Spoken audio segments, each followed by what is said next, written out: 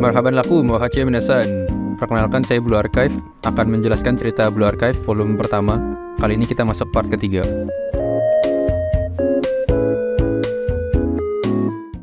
Setelah merampok bank di video kemarin, kali ini murid Abydos dan Hifumi kembali ke ruang FTF. Saat membaca catatan truk, terbukti bahwa itu adalah truk yang mengumpulkan uang mereka. Ditambah fakta mengejutkan lain, bahwa 5 juta yen uang mereka telah digunakan untuk membiayai misi geng helm. Mereka berkesimpulan kalau ini bukan sekedar jeratan pinjol, tapi perusahaan Kaiser Pusat juga ikut andil dalam penyerangan geng helm terhadap Abydos, entah apa alasannya. Setelah rapat kecil itu, Hifumi ingin berpisah dengan murid-murid Abydos. Dia berencana memberitahu kejadian hari ini dan kondisi sekolah Abydos sekarang pada klub Pestate. Hoshino memperingati Hifumi kalau kemungkinan klub Pestate sudah tahu kondisi Abydos. Hifumi masih sangat polos dan berpikir jelek terhadap Pestate karena tidak melakukan apapun meskipun tahu kondisi Abydos saat ini. Hoshino jelasin, dalam kondisi di ujung jurang seperti Abydos, mau sekolah sebesar apapun pasti sulit melakukan banyak hal. Jadi ketika ada pihak yang mengambil keuntungan dengan diselimuti kata menolong, mereka akan sulit terlepas darinya. Ya begitulah pikirnya Oji-san. Walaupun begitu, itulah kenyataannya. Sampai Abydos bisa jadi seperti sekarang karena melupakan hal tersebut. Hifumi kemudian berpisah secara baik dan berterima kasih karena sudah melakukan banyak hal menyenangkan bersama. Murid Abydos yang lain juga berpisah ke rumah masing-masing untuk beristirahat setelah hari yang panjang. Besok paginya kita mulai dari kantor PS68. Aru dan kawan-kawan sedang melakukan persiapan untuk menyerang kembali Abydos. Mereka juga sudah menyiapkan pasukan 2 kali lebih banyak dari sebelumnya. Tentunya dana yang dibutuhkan juga lebih banyak. Anggota PS68 mempertanyakan kenapa harus menggunakan dana sendiri dan gak minta DP dari klien. Aru jelasin kalau prinsip PS68 itu tidak akan minta bayaran sebelum pekerjaannya selesai. Ya prinsip itu baru aja dibuat sama Aru, supaya kelihatan keren.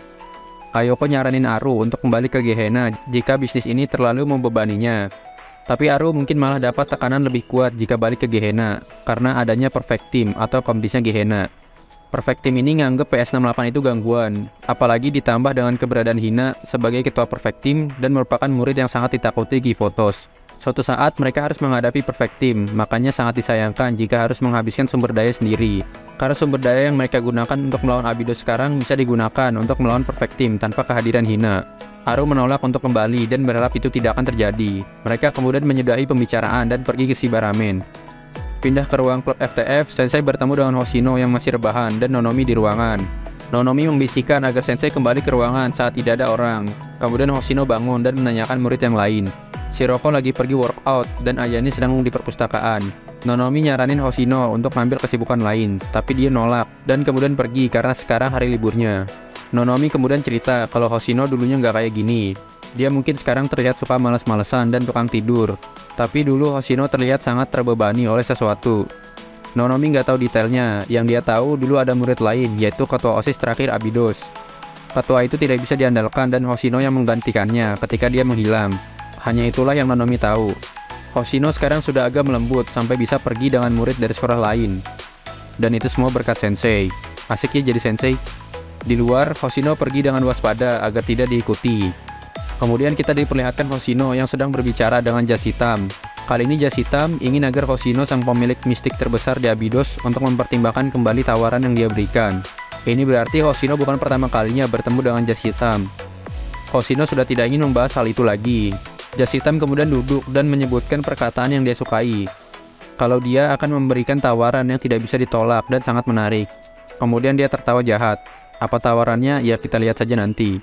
Pindah ke Shibaramen, PS68 sudah memesan makanan dan Bos Shiba ingat kalau mereka adalah teman-teman murid Abydos.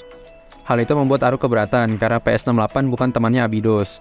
Ditambah warung Shiba suasananya sangat family friendly, yang akan membawa PS68 beneran jadi teman Abydos kalau terlalu sering datang ke sini. Hal ini tentunya tidak baik karena akan menghancurkan cita-cita Aru sebagai penjahat paling ditakuti. Mendengar perkataan Aru, Haruka salah paham dan berpikir kalau warung Shiba ini hanya menghalangi dan harus dihancurkan. Haruka kemudian mengambil denotator miliknya dan meledakkan warung Shiba. Di ruang FTF, Ayane mendeteksi ledakan dari jarak 10 km, tepatnya berada di pusat kota. Setelah ditelusuri, ledakan itu terjadi di warung Shiba. Mereka tidak tahu alasan tepatnya karena warung itu bukan posisi yang strategis. Serika berpikir mungkin ada yang mengincar dirinya. Mereka kemudian langsung bergerak dan Ayane mengirim pesan untuk Hoshino. Di TKP, PS68 dikelilingi asap ledakan dan bangunan Shibaramen yang hilang sepenuhnya. Mutsuki nggak percaya Aru benar-benar berdarah dingin hingga berani meledakkan Shiba Ramen setelah kebaikan yang diberikan oleh bos Shiba. Aru senang dengan pujian Mutsuki dan mengakui dirinya sebagai penjahat yang hebat. Saat itu murid Abydos datang dan mendengar perkataan mereka.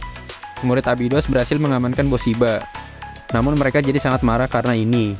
PS68 kemudian memanggil preman sewaan mereka dan akan melawan Abydos, meskipun agak sedikit melenceng dari rencana sebelumnya. Pertempuran antara PS68 dan Abydos pun dimulai. Meskipun tanpa Hoshino, murid Abydos masih bisa mengimbangi PS68. Sampai kemudian muncul ledakan yang membombardir tempat pertempuran, dan membuat mereka semua bingung. Ayane mendeteksi terdapat peluncur granat dari jarak 3 km. Peluncur itu adalah mortar 50 mm yang sepertinya menargetkan PS68. Mengetahui kalau terdapat mortar, Nonomi dan Shiroko menyadari suatu hal. Ayane kemudian mengkonfirmasi kehadiran afiliasi Perfect Team yang membawa pasukan cukup banyak. Kayoko menyadari kehadiran Perfect Team dan menyarankan anggota PS68 untuk kabur. Dia masih bingung kenapa Perfect Team baru bergerak sekarang dan kenapa juga harus mengintervensi di saat seperti ini.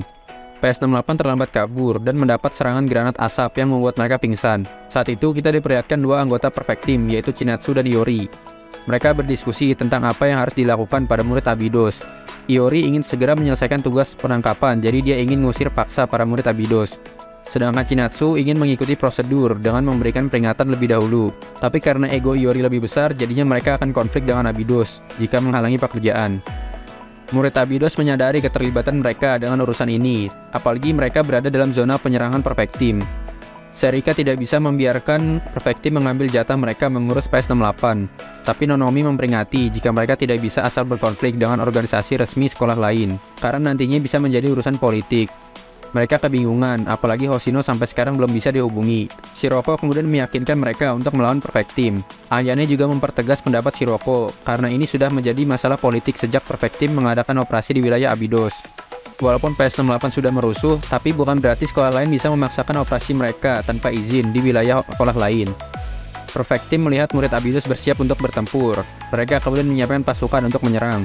Sebelum itu, Chinatsu menahan Iori karena melihat Sensei ada di pihak Abydos, sehingga pertempuran ini sangat dilarang.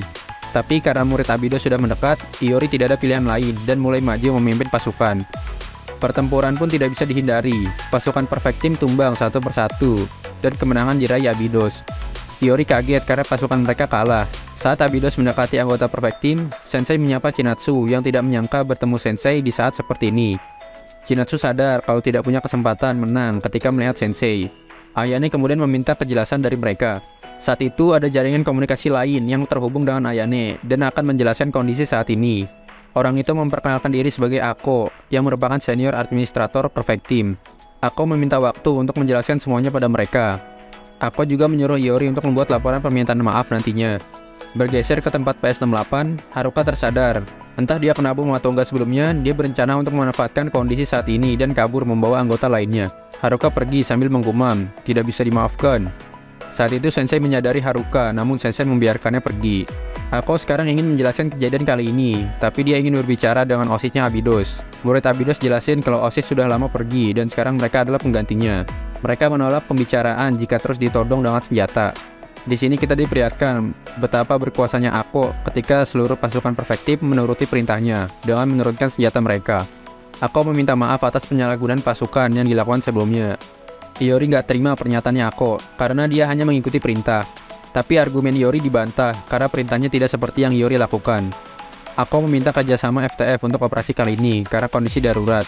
Murid Abydos menolak karena ini sudah masuk pelanggaran yurisdiksi dan sangat memalukan bahwa sekolah sekelas Gehenna melakukan serangan seperti ini. Mereka lah yang akan memutuskan nasib PS68 nantinya. Ako merasa aneh karena Abydos berani mengambil keputusan seperti itu di hadapan pasukan yang sangat banyak, yaitu kemungkinan karena adanya Sensei di pihak mereka. Murid Abydos tidak bisa menyerahkan PS68 sebelum mengetahui klien mereka dan meminta pasukan Perfect Team untuk segera angkat kaki dari Abydos. Ako merasa tidak senang melakukan ini, tapi dia tidak punya pilihan lain selain menggunakan kekerasan. Saat itu terjadi kekacauan dalam barisan pasukan Perfect Team yang ternyata dilakukan oleh PS68. Ayoko saat itu membalas perkataan Ako yang tidak senang melakukan ini, padahal ini adalah hal yang dia tunggu.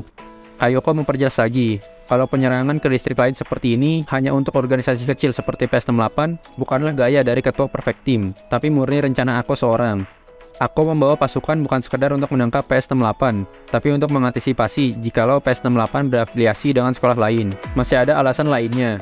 Murid Abydos sekarang hanya 5 orang, jadi tidak ada artinya bagi Perfect Team untuk membawa pasukan yang banyak. Kayoko negesin kalau tujuan utama Ako adalah Sale dan Sensei.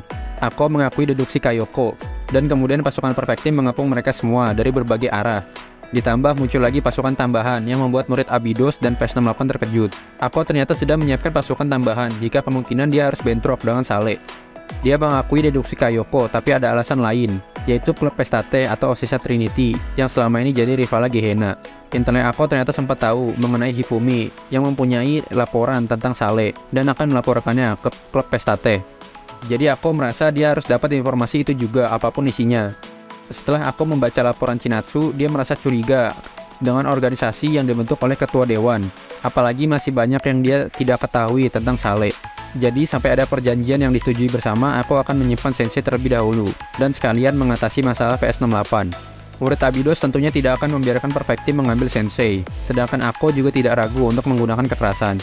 Kayoko menyarankan agar PS68 mengambil kesempatan kali ini untuk kabur, karena saat pertempuran mulai, pertahanan Perfect Team akan sedikit melemah. Aru menolak kabur dan akan melawan Perfect Team karena PS68 tidak akan kabur dari medan tempur, ya walaupun di pertempuran sebelumnya pernah kabur. Saat itu murid Abydos menawarkan kerjasama dengan PS68 demi melindungi Sensei. Aru setuju dan membuat aliansi sementara dengan murid Abydos. Aku tidak mengira akan jadi seperti ini. Dia kemudian menyiapkan pasukan untuk menyerang Abydos dan PS68. Pertempuran dimulai. Ako mengatur pasukan dengan cukup baik. Meski begitu, kekuatan aliansi Abydos dan PS68 di luar perkiraannya Ako. Tapi Ako sudah melihat kelemahan mereka dan hanya perlu dorongan sedikit lagi. Di sisi lain, PS68 dan Abydos sudah cukup kelelahan karena pasukan yang terus berdatangan. Hal ini membuat Kayoko bingung karena Ako tidak punya otoritas terhadap pasukan sebanyak ini. Kemungkinan besar ada orang lain di belakang semua ini. Saat Ako sedang memerintah untuk serangan lanjutan, dia mendapat telepon dadakan dari ketua Perfect Team, yaitu Hina. Hina menanyakan posisi Ako sekarang, dan dia menjawab sedang patroli seperti biasa. Takut jika operasinya ketahuan, Ako ingin segera komunikasinya diakhiri dengan alasan sedang sibuk. Hal itu membuat Hina makin curiga dan bertanya, "Sibuk apa? Kan lagi patroli biasa." Hina menebak apakah Ako melakukan operasi tanpa izin di wilayah lain. Pernyataan itu membuat Ako kaget, dan Ako tambah kaget lagi saat melihat Hina muncul di TKP. Saat itu semua mata tertuju pada Hina. Ako beralibi sedang menangkap PS68, tapi PS68 sudah menghilang dari TKP. Ako panik dan akan menjelaskan semuanya. Tapi kurang lebih Hina sudah paham kondisinya. Kalau Ako ingin menghilangkan resiko sekecil apapun bagi Gehenna. Meskipun begitu, urusan seperti ini bukan tanggung jawab Perfect Team, melainkan tugas Pandemonium Society atau Osisa Gehenna. Ako kemudian memutuskan seluruh komunikasi atas perintah Hina. Setelah itu, Ayane mencoba berdiskusi dengan Hina, tapi kurang berjalan lancar, karena Abydos pada faktanya memang mengganggu urusan Perfect Team. Saat itu, Ayane berharap ada Hoshino di sini. Mendengar nama Hoshino, Hina terlihat sangat penasaran. Sampai Hoshino tiba-tiba muncul di hadapan mereka. Kemunculan Hoshino membuat Hina terkejut. Hoshino tidak tahu apa yang terjadi, tapi dia menawarkan agar pertempuran dimulai dari awal. Hina nampak kenal dengan Hoshino dan berpikir Hoshino sudah pergi dari Abydos setelah insiden yang terjadi saat kelas 1. Hina seperti tahu tentang masa lalunya Hoshino. Kemudian dia menarik seluruh pasukannya. Sebelum pergi, Hina menunduk dan meminta maaf atas kejadian kali ini. Dia juga berjanji tidak akan memasuki wilayah ini lagi tanpa izin. Hal itu membuat semua orang kaget, baik dari Abydos maupun anggota Perfect Team sendiri. Setelah kepergian Perfect Team, para murid Abydos juga pergi. Namun Shiroko masih di tempat dan menanyakan tentang perkataan Hina pada Sensei sebelumnya. Hina membisikkan soal perusahaan Kaiser yang ingin melakukan sesuatu di gurun Abydos. Tapi Hina tidak ingin memberitahu murid Abydos karena sebentar lagi sekolah mereka juga akan ditutup. Sensei berencana menjelaskan perkataan Hina saat semua murid Abydos sudah berkumpul.